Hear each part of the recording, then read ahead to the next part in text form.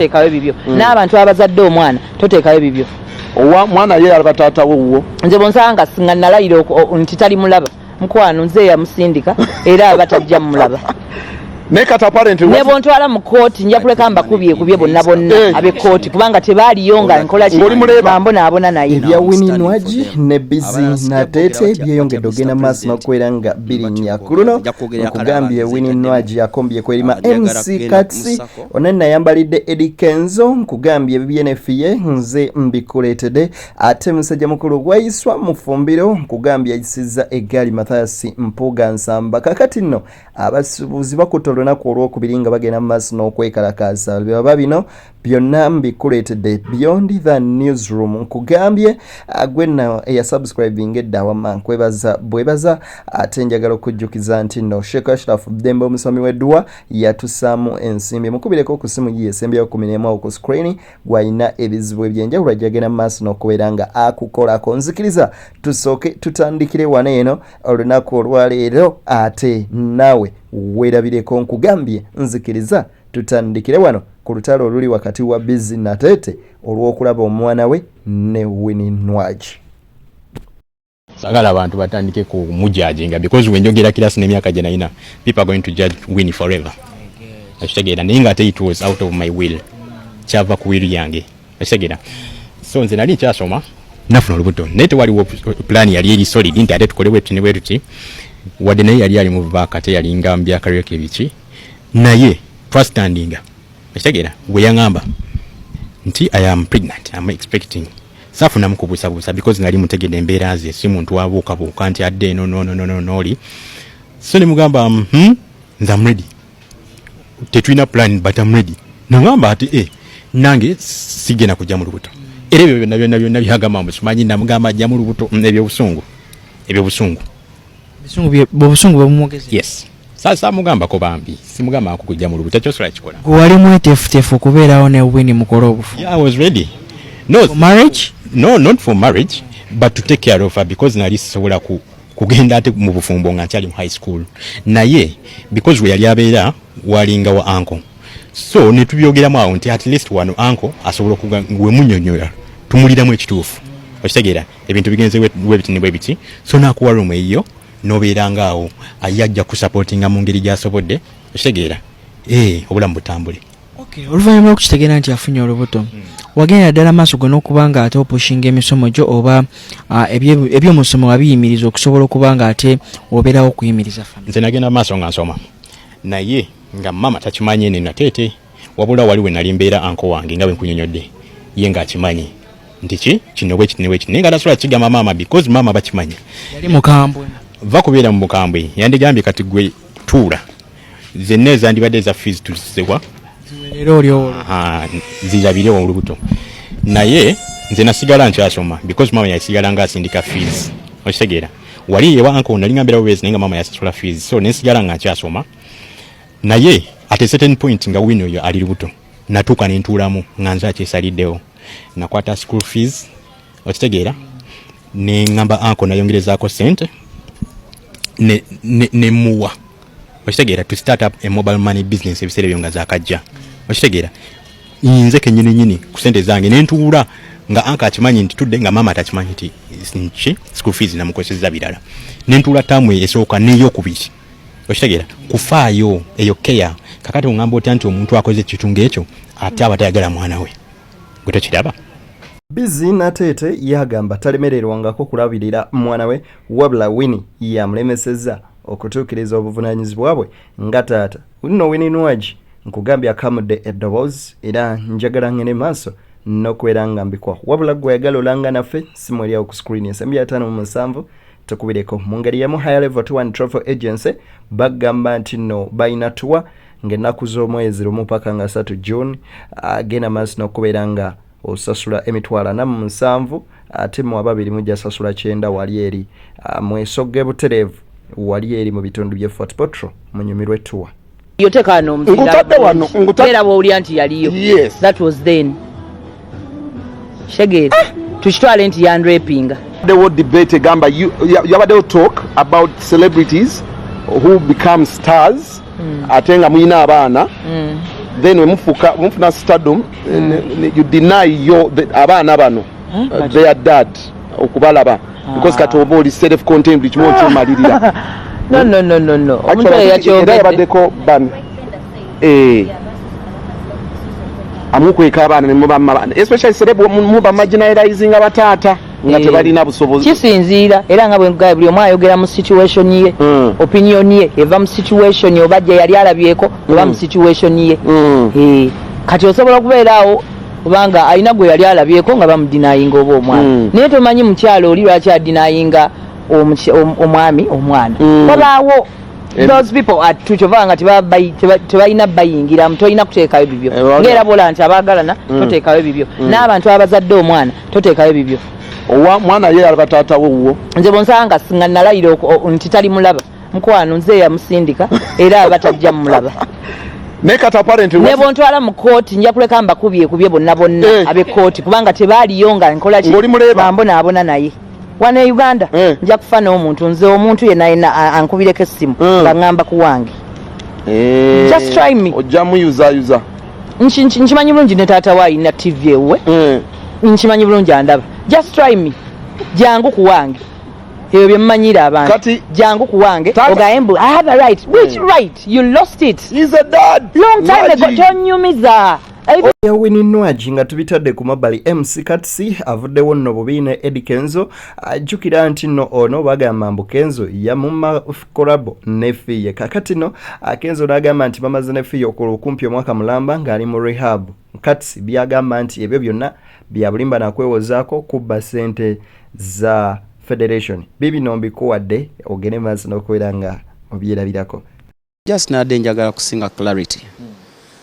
Clarity nga tantu balooza nze ayagala ennyo ssente sagala nnyo ssente zitakoleredde nize nate zo nzikoleredde because I've spent 10 years investing in music my money that I've not yet got back but quick first things first tulina abayimbi abali mu ggwanga lino n'abatamanyi kigenda mu maaso kye bawulira ssente zajja mufune association mujje ku federation mu registering mu saako essaawa zino ate beto ogamba mbu ate olina kuba na association no registering mu federation n'olyoko joininga saako kati wembanze sasigizanya na federation naye nga ndi mukedgambe wuma kitegeeze yo saako sigirimu in brief federation nga bweri yeri okutegerera ssente za saako so bw'oba toli friends na mukusaake ya federation and friends you may not get this money where does it leave the artists be batandise okugoba mu nju abatalina ssente zikola wadde video abatadde video ennya naye nga tafunayo wadde show kino ekintu ate tukijje ku bayimbi abali mu central bokka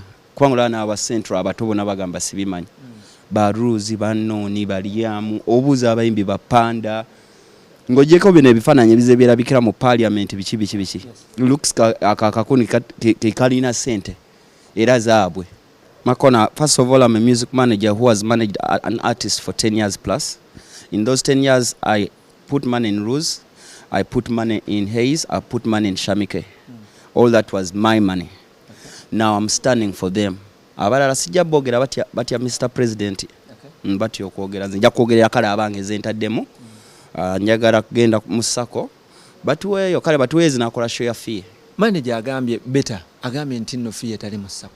Naye bamubeereddewo omwaka mulamba nga bamuyamba n'okumutwala mwaka eyo kwogera amazima Fiye tanaweza mwaka eyo nebyo bagambye bya rehab yakagenda mwezi nga gumu kitundu ali nakyo kyazze nga kyajja muna discover because I've been spending a lot of money on rehabs for almost 6 years so omuntu wajja nagamba government yatugambye waliwo rehab wano olwaki tumutwala mbagamba nze kambalagirire wali but bw'awa balowooza abamenya Fiye yakulira mu Kereziya Apostle Grace yatuwa rehab bamunzirize bambi kubanga tukikoze tulwanye nakyo emyaka egiwera atatuyamba eri atuyambe nanti yesimu yimbi talina kyalina kufuna ku bintu by'abayimbi nzo Fiye ogenda ku federation first things first yali yenga yete yakirimu nnyo nene mugamba you need an environment ng'olina abayimbi bano boolaba wake up get motivated atali close ne Shiba and Lilian so I thought kubanga na yali afunye emikwana emirala era federation emkwana ejo gyaliyo nenkubira edi nengamba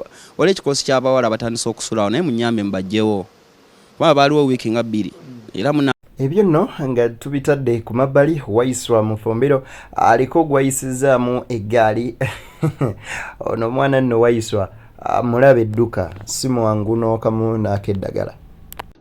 Ono ali ne bali leero asomye ripooti ya Museveni eya Namboole.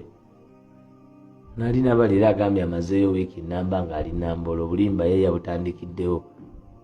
Musaadde oyo alimba banna oba yayonka bulimba enambo ne ku badadda alimba kyamazeeyo wiiki namba ng'alabirira esente z'Enamboole.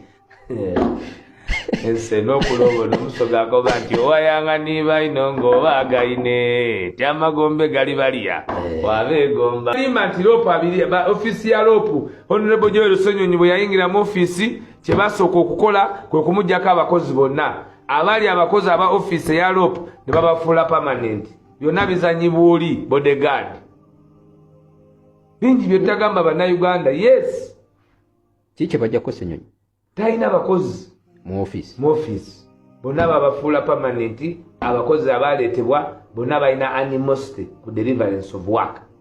Balisaakisiti bonna balonderera be baddamu ne baweena okubanga olina kyemalira gwe bayita Anita Mongo Kyeruppe ye obuyinza bonna yabweddiza. Ekitiibwa tugenda kikuwa kyonna okusinziira ku bikolwa byo. Abo bayasindikawo mawoolaba bwe tuwandika ku bisenge bwe tutasuula lunaku kubakungiriza be bakyasinza okubeera n'ekitiibwa ekyawaggulu kubanga bapeyinga the ultimate sacrifice. Basaddaaka buli kimu nga kwotadde n'obulimu n'obulamu bwabwe gwe tosobola yadde okusaddaaka omululu gwo ng'ogamba tu.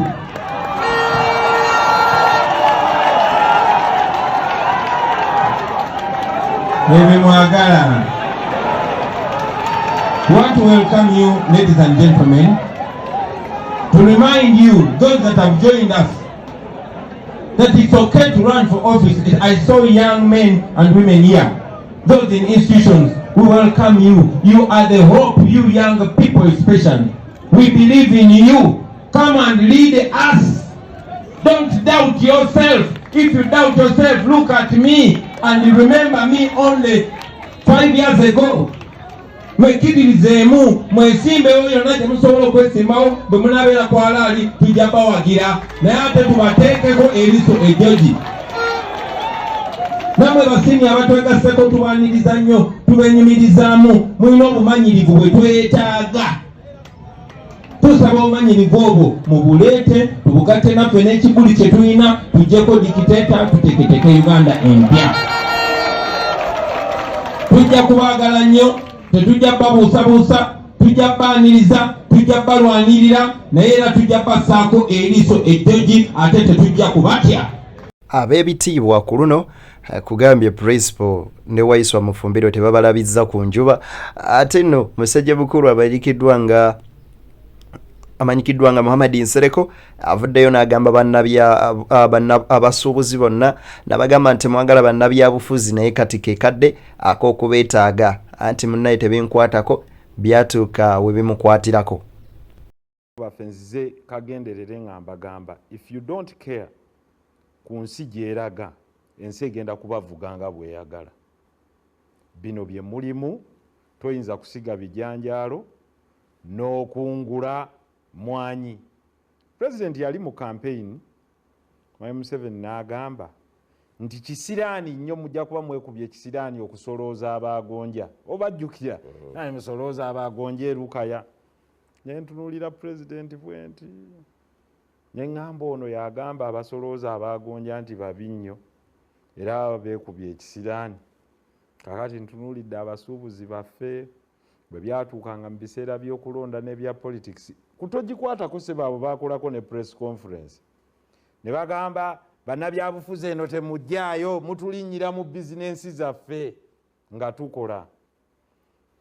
Buli bwe mutaafeeyo ku nzirukanya ya nsi yammwe mujja kusasula omuwendo munene. Olwaleero muggaddewo nga teri munnabyabufuzi yazina kubaga nti muggaleewo. If you fail to understand today, you'll understand tomorrow. Ensonga ssatu abali eyo abatulaba. Bw'olonda omubaka wo wa parliament aba agenze kukola bino wammanga. kugerekera musolo kuteeseza ku mpuutanya yaagwo mu bajeti banaagutambuza batya mu ntemaatema na kulondoola kyegukoze. Kakati gwali eyo e Masaka ayomba ali Embaale ali gwalondaani akuyambako buli bwe tutuula bannaye mu tax bills ezo zijja buli mwaka hansard weeri mugende mulaba abantu kyababaawo okubateeseza mubaamu abantu 18 9 ebifaananyi mubiina wano mulaajanira bannammwe bannange mujje kuba bali bamala gaddamu kale Uganda weetuuse buli omu eyina engeri gyemunyigamu ku lulwe. Anyway, mbakubiriza nnyo okwagala ennyo ensi yammwe ate ne bannammwe. Omuyimbi Grace Khan nkugambye yali mu maziga ag'ekitalo naye agamba ye si wakuva wa Bujingo ne Susan Makula. Anyway, kamukuwe ate naye tumukwasaganye. I'm not happy with those people abalowooza nti nno gwe buli lunaku mugendagendanga mu stressing ng'omukyala Susan Makula ekyaddala ng'omukyala oyo bambi ayina ebizibu bye ng'omuntu ate naye ayina ebintu bye byalwanako ayina ebintu bye byalwanako ng'omuntu ng'olowooze nti buli kadde ogendagenda ng'oloopayo Grace Khan. Honestly nkiddamu mu camera ebintu byange byenkola like nganze. First of all, I live a secular world. Oli omukyala wa Katonda pani mulekerawo kundoopaloopa jangu we mbakozeko musango jangu tufaafagana katono nnyo. Stop telling this woman a lot of stuff. Onvuga speed. So anyway, back then twalabanga abantu Grace Khan mukola kino. Grace Khan yankola kino, they could come on media. Naye kuba wagenda ewa mwami n'omukyala Bujingo tubadde tuludde. You mean kati abantu alina ekizibu ku Grace Khan agenda n'aloopa wa mukyala Makula? Ale no basaba na appointment ne olina asaba appointment n'abeera ku list ndowooza wiiki eziddako 2 ng'akonkona Pastor Bujingo kati ozze n'ekizibu kyo mu ofiisi yo musajja atendingako ng'oli mu kumunnyonnyola kugamba ebintu ebimu stressinga ate ku Grace Khan. Panange stop it. Muze mubi. Omukisa gwa munene bw'ogutta muganda wange kino ddali lutaye yakiyimba tegusobola kufuuka gugwo. Jangu nengange tuwere nembe ebizibu ebyange Mama Makula ne Pastor yes bayinza okubanga babimala. Ne kati we live a different world. Bali bantu ba Katonda and they have a lot to deal with. Okitegeera. Badiringa na bintu bya gwanga bantu babatwalira gazibu Gojozo nga simana Grace yankoze tegera kati baba genda oli mukundo mulekerawo bannange baba genda mu linnya lya ankati ne kino sasa muzaba ndopa waka kino sasa tukibuuse maaso if they are your parents ate misango jijja kumpitirirako bangobe gulwaki okola emi tugende ku polisi tumalize ensonga tugende je andi ku polisi olumu kiyinza okugenda mawuli kati ng'agenze w'omu nedda waliwo emisango egitalina makulu waliwo omusango like Grace anzitidde omuntu genda ogambe maama Grace lwaki yasa omuntu wange ebintu mugenda mulopalopa obuntu obutakwata mundabise wa mami kati mami najja eno nantwala speed batera kulopa bintu bingi simanya biki bikisiga bimentioninga wano nejje waliwo yandoopye kati mubeera omukazi stressing the woman ekyaddala munsina here bakiyita bakyo kino munyiza nga mumuganda ebintu ebyo oyo nebyenkola eno mpola like eno byetubeeramu nti yaffe tubeeramu ebya haso twebaka kiro omukazi ali mu buliri mumukubira amasi mumumazeko emirembe mami mumuleke ate wamumugamba as a concerned mother ajja straight ku simu yange munaye kati kamba buli amazima walayite mudamu kundoopayo kati nyinza oba ngamba siikudde addamu nandoope wa mama Makula mbadde nsaba mwinga abagama kati mbere nga malaika sida mukola misango gindi mundi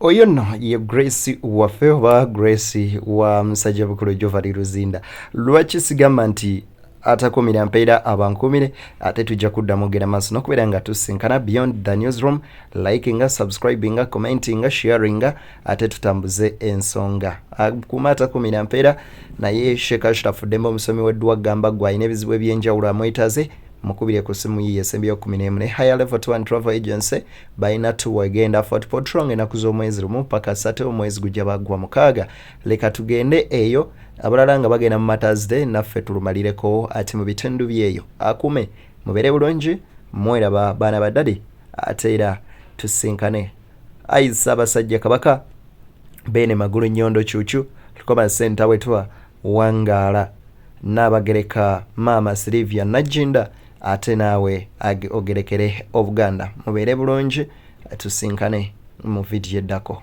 Mweraba.